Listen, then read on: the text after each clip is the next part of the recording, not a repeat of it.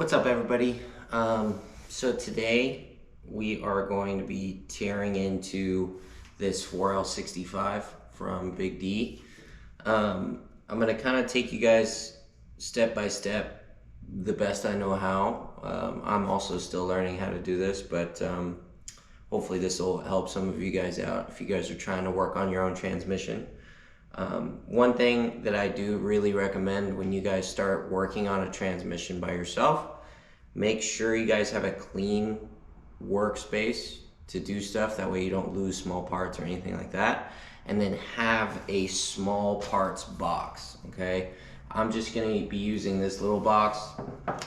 That way you can throw all little bolts, all little parts, all little springs into that box. That way we don't lose anything and we can put it all back together toward the end. This is the start of the teardown. Hope you guys enjoy. Make sure you guys like and subscribe if you guys like this kind of content. We're going to be starting with the neutral safety switch right here, which can oftentimes look pretty easy, but it is kind of touchy just because this little bolt here, we're going to need to file that a little bit before we actually take it off, but it's going to be a 13. There we go. Whoa. There we go.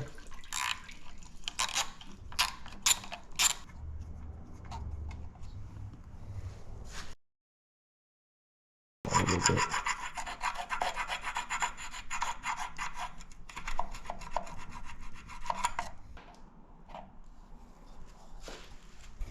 We can take off the extension housing, which is down here.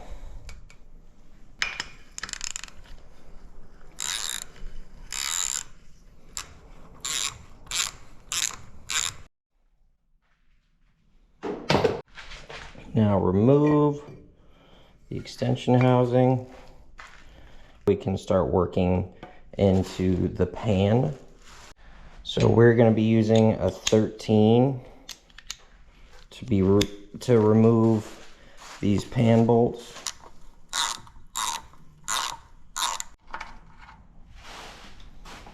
Make sure you put everything in the bolt box.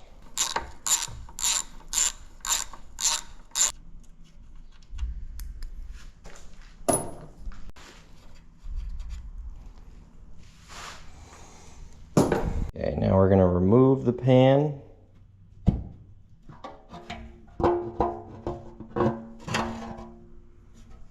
There we go. We're going to clean all that later. Now we're going to remove the filter. Well, that wasn't really hooked up very well. Alright, so now we're going to be disconnecting this wiring harness, but we got to be really careful because we don't want to break it. Come on. There we go.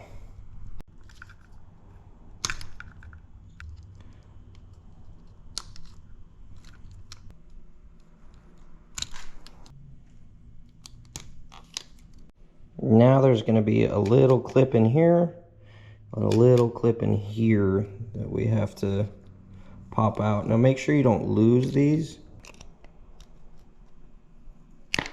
Don't lose this little thing, it'll pop out pretty quick, I guess. Oh.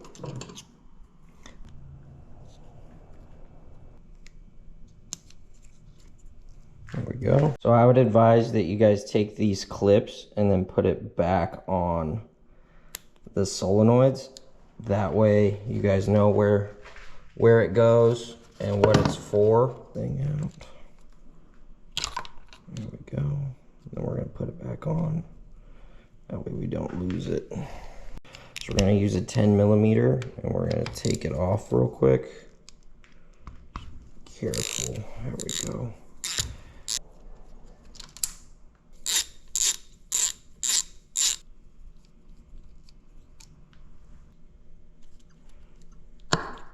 Oh, there we go.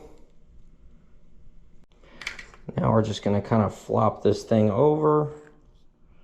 Just like that. Now we're going to remove what is called the detent spring roller or slash roller. And that's going to be a 13. There we go. that bolt in there because I don't want to lose it.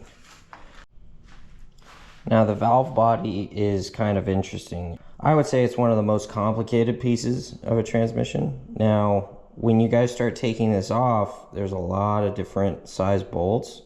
And so what we're gonna do is I'm gonna point out the 8s. So the 8s are these 3, and the rest of them are gonna be 10s.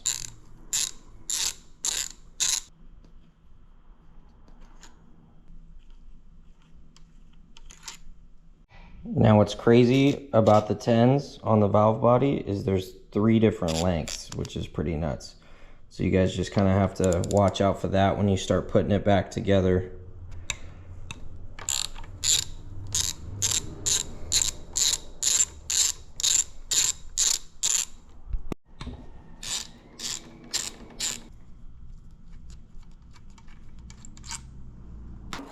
Into our handy dandy bolt box.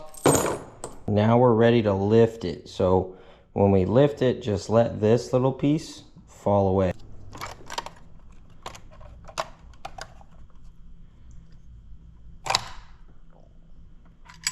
There we go.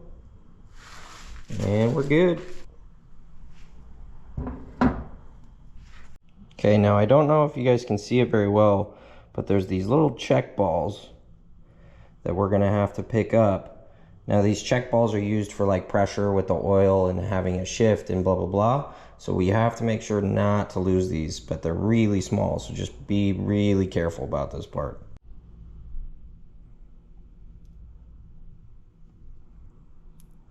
Now there should be 7 balls, 1, 2, 3, 4, 5, 6, 7. Now, if you don't have 7 balls, if you have a little magnetic stick, then we can kind of run it in here and look for them. But if you do have 7, just throw them in the bolt box and make sure that you don't lose these. Now we're going to be removing the manual link. We're going to slide it out nice and easy. Come on. Don't do this to me. I'm on camera. Don't do this to me. Yeah. Now we are going to remove the accumulator housing right here. So it's just going to be 3 10mm.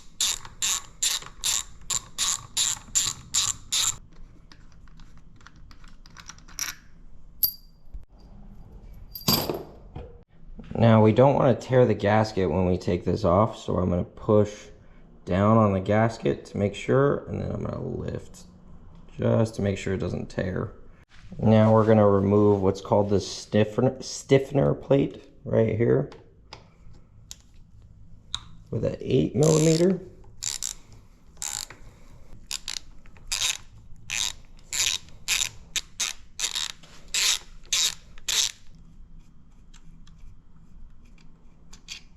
So now we're going to lift the gasket very carefully, because even if this thing does shred and break while you're doing this, we want to keep it as intact as possible. That way we can compare it with a new gasket and make sure it's the right one. And then we're just going to put it right over here. Obviously you guys can see that there's some fluid in here, but there is one more check ball, and it's going to be right here by this blue spring. So I don't have a little magnet stick, so I'm going to pick it up. Oh, never mind. The screwdriver's magnetic. Yay! Boom! Alright, so next up, we're going to remove this spring. There we go. Okay, now to remove this, we're going to take 2 13mm bolts out right here.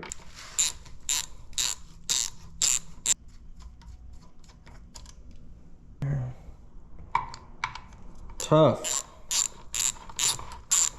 Whoa. There we go. Bolts together. We're going to put them on.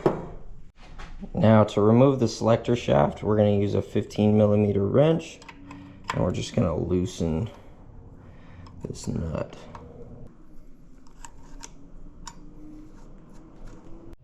Now we're just going to push the selector, the lever, over as we undo that nut. There we go. Now we're just going to use a screwdriver to pry out this little spacer that's in there. There we go. You see it's a little clip. Now we're just going to pull this out, take the nut out, and then take this bad boy out.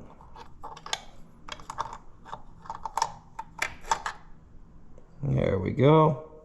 Now to be able to pull this bolt out all the way, it actually mushrooms, so we're going to have to file it a little bit just as we turn it. So now we're going to actually take the wiring harness all the way off, and it's not too hard. It's just this little clip down here. All we're going to do is we're going to pull the wires, and we're going to push on these little barbs and pull it through the case. Once we popped it out, gonna take it and we're gonna lay it down on the bench here. We're gonna be taking the servo off. So when you take off the servo, we're gonna wanna actually tap it a few times to release any sort of dirt and grime buildup in there.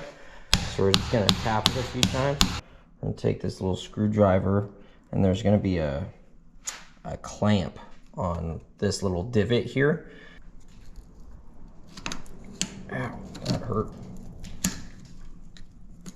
Nice. Then we're going to grab some pliers. We're going to grab this, and we're going to pull it out. Whoa. Now we're actually going to leave this O-ring on the cover of the salvo. Okay, so now we're going to pull it out. Just like, oh, keep that on there. Go. And then we're also, there's a spring that hides in here, so we're actually going to grab that, put that on there, and then we're going to keep the snap ring all together and put it right on. Now we're going to start taking apart the front pump. So it's going to start with this little O-ring right here. There we go. Now we're going to use a 13mm socket, and we're going to remove all of these bolts here.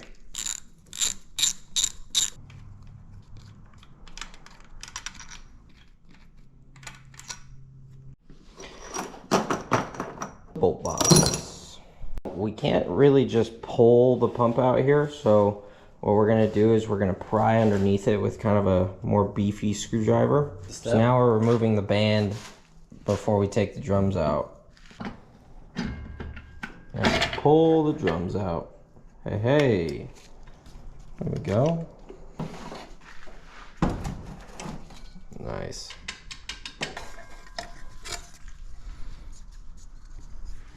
Supposedly this was our issue, but I don't know what a good one looks like. I don't know. I don't know if this is... Did my kit come with one? Yeah, oh yeah. Cool. Seems pretty worn. Now you're just going to take snap ring pliers. You're going to remove a little ring at the very bottom of the drum. Now, since this is a 4L65, we're going to remove the 5 planetary gear set.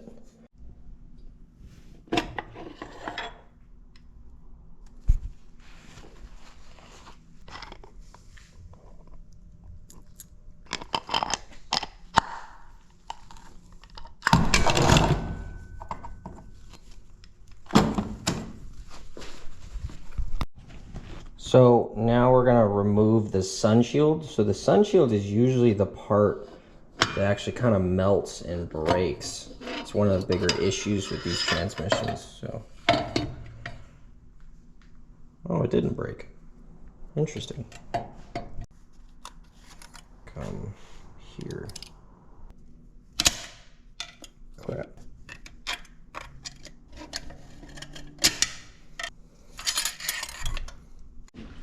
All right, so now we're gonna tap this, and it's gonna bring the plates forward from inside. So I'm gonna put my hand in.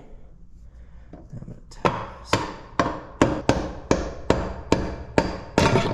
There we go. So now we're gonna pull it all out, just like that. I'm going to leave that there. There we go. Whew. Over here. And we're gonna put this down, just like that. Now there's a C-clip deep inside there, but what we have to do is we have to compress the spring cage. So that's going to be this thing with the holes at the bottom. So I bought a clutch spring compressor, which is this. If you don't have one of those, then I'm sure you might be able to just push it with your hand. But this was like 20 bucks on Amazon, so I don't think it's a bad deal for sure. So if you guys want to hop in and grab one, it'll make your life a whole lot easier. So right now we're checking out the clutch packs of what was in there. I'm gonna spread those out. Yeah, well, so let's just compare. Because we were thinking, okay, we don't really know how to tell the difference, and I thought this was the 3.4, which was the bad one. So that's kind of what a somewhat healthy one should look like, I'm assuming. And this it's torched. It's basically got no material. Yeah, that's it's just down to whatever the material's like on there, and it's black. Right now, while we're taking everything apart and not having to put it back together, and because really, if we fudge something up and get it, we're not gonna know until it's back under the car and running for a while. So that's true. It's all gonna feel fine and dandy for the next little bit, and we're gonna feel like real mechanics, and then hopefully we'll continue to feel that way because it's gonna last for hundreds of thousands of miles. Yeah, we'll see about that.